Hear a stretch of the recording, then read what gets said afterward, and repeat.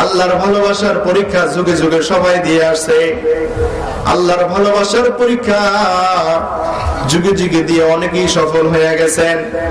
ওই দোস্ত, ফিরাউনের দাসী ছিল একজন। ওই দাসী মুসা আলাইহিস সালামের উপরে ঈমান এনে মুসা আলাইহিস সালামের কথা অনুযায়ী আল্লাহর প্রতি ঈমান আনলো। ওই দাসী ফিরাউনের কন্যা আসিয়ার মেয়ের চুল আশ্রয় দিত, তার সেবা করত। ওই দাসী একদিন ঘটনাক্রমে যখন ওই আসিয়ার কন্যা ফিরাউনের কন্যা এর চুল আশ্রয় দিছিল, দাসীটা যখন আসিয়া এবং ফিরাউনের কন্যার চুল আশ্রয় দিছিল, চুল আশ্রানো অবস্থায় তার হাতের থেকে চিরুনিটা পড়ে গেছে। দাসীর হাতের থেকে চিরুনি পড়ে যাওয়ার সঙ্গে সঙ্গে সে চিরুনিটাকে বিসমিল্লাহ বলে তুলল। বিসমিল্লাহ বলে তোলার সঙ্গে সঙ্গে ফিরাউনের কন্যা যে ছিল সে তো ফিরাউনকে খোদা মনে করত। ও বলল, কিরে তুমি কার নাম নিলা, কার নামে চিরুনি উঠাইলা? সে বলল, আমি আমার সৃষ্টিকর্তা আল্লাহর নামে চিরুনিটাকে উঠাইছি।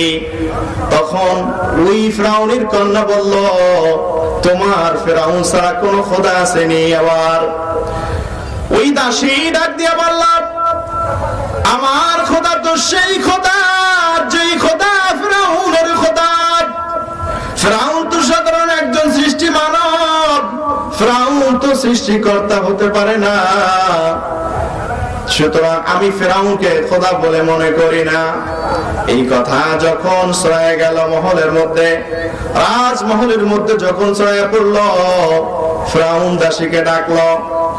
দাসীকে ডেকে বলল, তুমি কি কথা বলেছো? আমাকে বাদে অন্যকে খোদা মনে করো, প্রভু মনে করো, সৃষ্টিকর্তা মনে করো।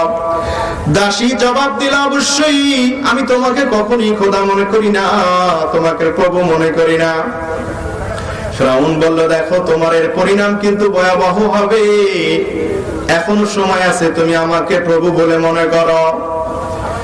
ফিরাউনের কথায় দাসী কর্ণপাত করলো না।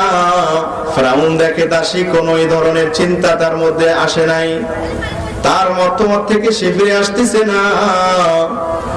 ফিরাউন তখন সেই দাসীর 5টা ছেলে ছিল, ওই 5 ছেলেকে ডাকলো, রাজমহলে ডেকে এনে একটা উত্তপ্ত কড়াই পরিবেশন তৈরি করলো, উত্তপ্ত কড়াই বানাইলো। সেই কড়াইয়ের মধ্যে নিচে আগুন দিয়া, জাল দিয়া, উপরে তেল দিয়া উত্তপ্ত করলো। বলল, দাসী, যদি তুমি আমার উপরে বিশ্বাস না করো, আমাকে সৃষ্টিকর্তা বলে মনে না করো, তাহলে তোমার এই যে বড় ছেলেটাকে দেখো, এই ছেলেকে আমি উত্তপ্ত তেলের কড়াইয়ের মধ্যে ঢেলে দেব। দাসী বললেন, কোনো চিন্তা নাই, কোনো পরোয়া নাই, আমি তো আল্লাহর প্রতি বিশ্বাস এনে করেছি, আমি তোমাকে খোদা মনে করি না, তুমি যত পরীক্ষা নাও নিতে পারো, কোনো সমস্যা নাই। ফিরাউন তার দাসীর বড় ছেলেকে সে আগুনের কড়াইয়ের মধ্যে ফেলে দেওয়ার সঙ্গে সঙ্গে ওই ছেলেটার দেহ থেকে রক্ত মাংস গুলো, গোশত গুলো সরে গেল, হাড্ডি গুলো বের হয়ে আসলো, হাড্ডি গুলো উঠে ফেলানো হলো। একে একে 4টি ছেলেকে তেলের কড়াইয়ের মধ্যে ঢেলে দেওয়া হয়েছে, হত্যা করা হয়েছে দাসীর সামনে। দাসীর কোলে 6 মাসের একটা বাচ্চা ছিল। বলল, দাসী রে, এখনো সুযোগ আছে, তুমি যদি আমাকে প্রভু বলে মনে করো, তাহলে এখনো পর্যন্ত সুযোগ আছে, আমি তোমাকে ছেড়ে দেব, মাফ করে দেব। দাসী বলল, আমার 4টা সন্তানকে হারিয়ে ফেলেছি, আমার জীবন গেলেও আমি তোমাকে খোদা মনে করব না। তখন ফিরাউন আদেশ করলো প্রহরীকে, প্রহরী ওই দাসীর কোলে 6 মাসের যেই সন্তানটা আছে ওইটাকেও আগুনের তেলের মধ্যে ফেলাও। কেমন ছিল নিষ্ঠুর ফিরাউন! ওই 6 মাসের বাচ্চাটাকে ফিরাউন তেলের মধ্যে ফেলে দিল। ওই 6 মাসের বাচ্চা এমন এক গাইবি আওয়াজ দিয়ে আমাকে বলছে, ও মা, তুমি কোনো পরোয়া করিও না, কোনো চিন্তা করিও না, যদিও দেখা যাচ্ছে আমাদের দেহটা চলে গেছে, কিন্তু আমাদের দেহটা জান্নাতে নিয়ে যাইতেছে, ফেরেশতারা আমরা সেটা দেখতে পাইতেছি। বলেন সুবহানাল্লাহ। ফিরাউন ওই দাসীকেও একটা পর্যায়ে তেলের সেই ট্যাঙ্কির মধ্যে, তেলের সেই কড়াইয়ের মধ্যে ফেলে দিল।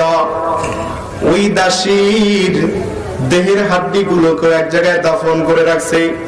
আল্লাহর নবী সাল্লাল্লাহু আলাইহি সাল্লাম যখন মেরাজে গেলেন, মেরাজে যাওয়ার সময় তিনি নামাজ আদায় করেছেন সকল আম্বিয়া কেরামের উপস্থিতিতে। নবী ইমাম হইয়া নবী মুহাম্মদ সাল্লাল্লাহু আলাইহি সাল্লাম যখন জিবরাইলের সাথে বোরাকে চড়ে মিশর এলাকা পার হইতেছিলেন, এমন এক সুঘ্রাণ পাইলেন। নবী বললেন, ও জিবরাইল, এটা কি জান্নাতের সুঘ্রাণ নাকি রে জিবরাইল? এত সুন্দর সুঘ্রাণ আমি তো কখনোই পাই নাই। জিবরাইল বলল, ইয়া রাসূলুল্লাহ, ইয়া হাবিবাল্লাহ, এটা অরিজিনাল জান্নাতের সুঘ্রাণ নয়,